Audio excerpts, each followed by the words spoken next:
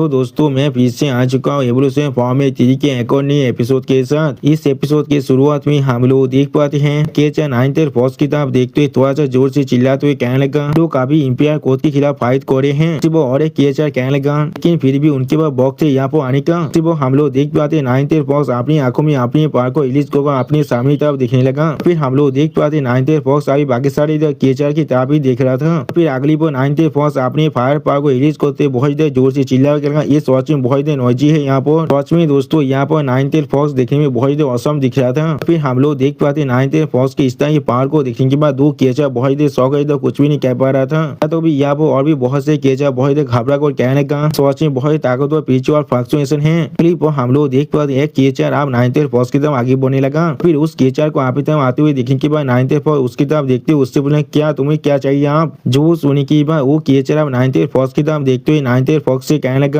तुमने सच में great empire को हराया है। यहाँ पर स्पीड पास सच में बहुत ही फॉर्मिडेबल है। उसी बार उस केचर की बात को सुनने के बाद 9th ईयर फॉक्स उसकी तरफ देखने लगा लेकिन कुछ भी नहीं कह पाता है। फिर वो केचर पीछे 9th ईयर फॉक्स की तरफ देखते स्टेज पे बनाकर 9th ईयर फॉक्स से कहने लगा कि मुझे नहीं लगता है तुम इतना भी ज्यादा साहसी हो जो तुम उसके खिलाफ फाइट कर पाओ वो भी अकेले। जो सुनने के बाद 9th ईयर बहुत ज्यादा गुस्से में उस केचर की तरफ देखने लगा लेकिन कुछ भी नहीं कह पाता है। और फिर 9th ईयर फॉक्स उस केचर की तरफ देखते हुए उससे कहने लगा तुम इससे क्या कहने की कोशिश कर रहे हो। जो सुनने के बाद वो केचर अपनी पार को रिलीज करते बहुत ज्यादा गुस्से में 9th ईयर फॉक्स की तरफ देखते हुए 9th ईयर फॉक्स से कहने लगा जरूर मैं सिर्फ यहाँ पर तुम्हारे खिलाफ फाइट करना चाहता हूँ। मुझे देखना है तुम्हारे पास सच में कितना ताकत है। यहाँ पर वो हम लोग देख पाते वो केचर अपनी ब्लू फिल्म की पावर को अभी रिलीज करने लगा। लेकिन अगली पर हम लोग देख पाते उस केचर के ब्लू फिल्म को एम्पायर क्रोकोडाइल ने अपने हाथ से रोक दिया है। इसमें दोस्तों यहाँ पर एम्पायर क्रोकोडाइल का जो साइज है वो सच में बहुत बड़ा हो चुका है पहले से भी ज्यादा। और फिर एम्पायर क्रोकोडाइल बहुत उसमें अपनी पावर को रिलीज करते उस केचर की तरफ देखते उससे कहने लगा वो तुम खुद को इल्दा सिस्टर के साथ कंपेयर करना चाहते हो तो भी पहले उसके लेवल में पहुंच कर दिखाओ। फिर एम्पायर क्रोकोडाइल अपनी पावर को पूरी तरह रिलीज करते हुए जोर से चिल्लाकर कहने लगा कोई और यहाँ पर डिससैटिस्फाइड है। तो सुनी की बात हम लोग देख पाते बहुत से केचर या बहुत घबराने लगा लेकिन कुछ भी नहीं कह पाता है। और फिर हम लोग एक बहुत बड़े पिलर के ऊपर लाइट को चमकते हुए देख पाते हैं। और फिर उस पिलर के ऊपर एक शराब में बाहर निकलते हुए कहने लगा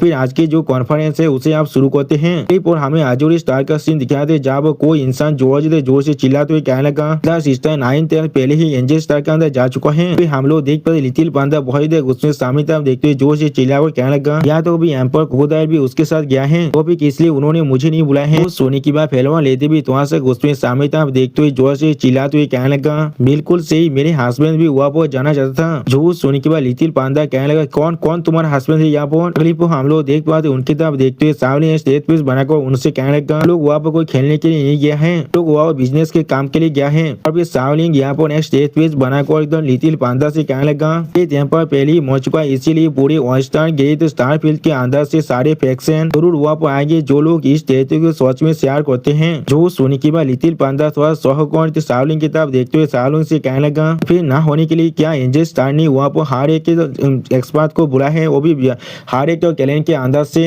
नेगोशिएट करने के लिए। फिर लिटिल पांडा थोड़ा सीरियस फेस बनाकर कहने लगा इस थोड़ा से मायने नहीं लगता है आगे जाए हम लोग वहाँ जाए या फिर ना जाए लेकिन कोई भी हमारे खिलाफ नहीं जीत सकता है। उस सोने के बाद सावलिंग सीरियस फेस बनाकर लिटिल पांडा से कहने लगा तो मैं भी ऐसा ही सोच रहा था यहाँ पर लेकिन अचानक से वो लोगों ने इस चीज को बाहर निकाल लिया है। जो सोने के बाद लिटिल पांडा थोड़ा शौक कौन सावलिंग से पूछना कौन सा चीज। फिर एक स्टार फील्ड के मैप को दिखाते लिटिल पांडा की तरफ देखते हुए सावलिंग उससे कहने लगा ये चीज यहाँ पर इस चीज को देखने के बाद लिटिल पांडा और एकदम तो लेती बहुत देर शौक और कहने लगा क्या ये चीज क्या है यहाँ पर। सच में दोस्तों ये लोग यहाँ पर इस चीज को देख कर कुछ भी नहीं समझ पा रहा था। उस सोने के बाद इस मैप की तरफ देखते हुए सावलिंग उनसे कहने लगा एक स्टार फील्ड मैप है यहाँ पर। और फिर सावलिंग उस स्टेज पीस बना को अपने सामने तरफ देखते हुए कहने लगा मैं तुम्हें इसे और भी एक्यूरेट बताऊं तो फिर एक मैप है जो ऑस्टार ग्रेट स्टार फील्ड का है कि ये चीज हमारे लिए बहुत ज्यादा आसानी होगा इससे हम लोग इस ऑस्टार ग्रेट स्टार फील्ड को एक्सप्लोर कर पाए। फिर सावलिंग उस स्टार फील्ड मैप की तरफ देखते हुए लिटिल पांडा और फेलवन लेडी से कहने लगा ऑस्टार ग्रेट स्टार फील्ड के अंदर हमारे जो एक्सप्लोरेशन है वो अभी यहाँ तो भी 1% को भी कवर नहीं कर पाया है। इसके अंदर बहुत सारे बड़े बड़े ट्राइब के कल्चर भी है। फिर इस स्टार फील्ड के अंदर से छोटे से हिस्से को देखा तो इधर सावलिंग कहने लगा छोटा सा चांग अभी हमारे कंट्रोल के अंदर है। जो सुनी के बाद लिटिल पांडा थोड़ा सा परेशान को पूछने क्या उस छोटा सा चांग। जो सुनी के बाद सावलिंग स्टेज बेस बनाकर उस स्टार फील्ड के मैप की तरफ देखते हुए लिटिल पांडा से कहने लगा लेकिन ये चीज सच में पहले से बहुत ज्यादा बड़ा है लेकिन एक दिन जरूर। अभी सावलिंग उस स्टार मैप की तरफ देखते हुए बहुत देर जोर से चिल्ला कर कहने लगा हर एक चीज जो इस मैप के अंदर है वो सब कुछ हमारे कंट्रोल में होने वाला है। वो सुनी के बाद तीर पांता एक सेट पीस बनाओ के हाँ जरूर। अभी सावलीन थोड़ा सा मुस्कान कहने लगा इस बार हम लोग एंजल ट्राइब के साथ मिलकर पहले कोऑपरेट करने वाले हैं। क्लिप पर हमें दिव्यांजलि का सीन दिखाई दे जहाँ पर दिव्यांजलि अपनी कल्टिवेशन को कह रहा था और फिर हमें यहाँ पर एक बहुत बड़ी थांदा बोध के दिव्यांजलि को दिखाया था जिसे दिखा दो सिस्टम प्लेन से हमें बताया जाता है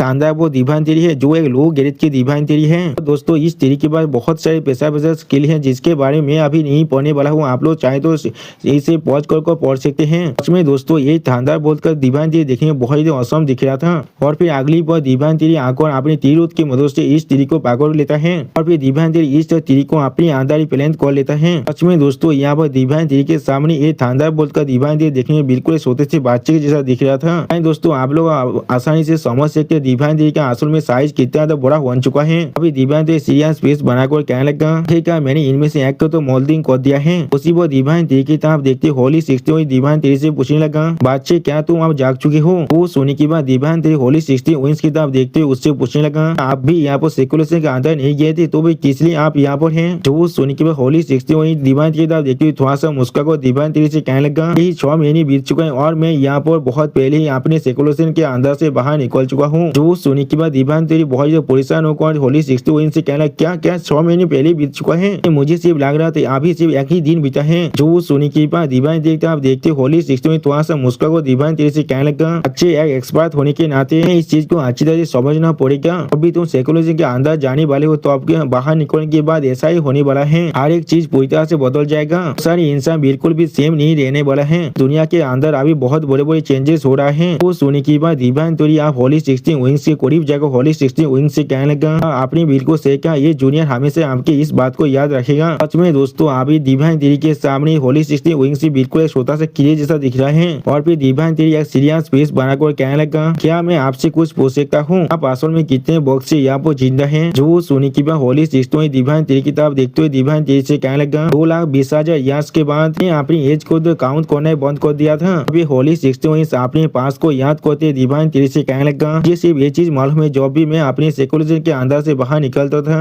कि मैं फिर से खुद को रिंकार्नेट कर लिया है। अभी होली 60 आपके सामने बहुत से कबर की तरफ देखते हुए खुद से कहने लगा मैं पहले से जानता था उन सब पहले ही मर चुके थे। और फिर होली 60 दिव्यांजलि से कहने लगा इतना ज्यादा तुम ताकतवर बनते जाओगे उतना ज्यादा लोनी यार तुम यहाँ पर जरूर बन जाओगे। तो सोने की बात दिव्यांजलि अपनी आंख को सोते करते होली 60 विंग्स की तरफ देखते होली 60 विंग्स से कहने लगा अगर आप तो इसे जान नहीं दे सकते तो फिर आप जरूर छोड़ो के अंदर चले जाएंगे। जो सोने की बात होली 60 दिव्यांजलि की तरफ देखते हुए दिव्यांजलि से कहने लगा हेल्थ और बाकी सारी ऐसी बॉक्स बेचने के बाद मर जाएगा।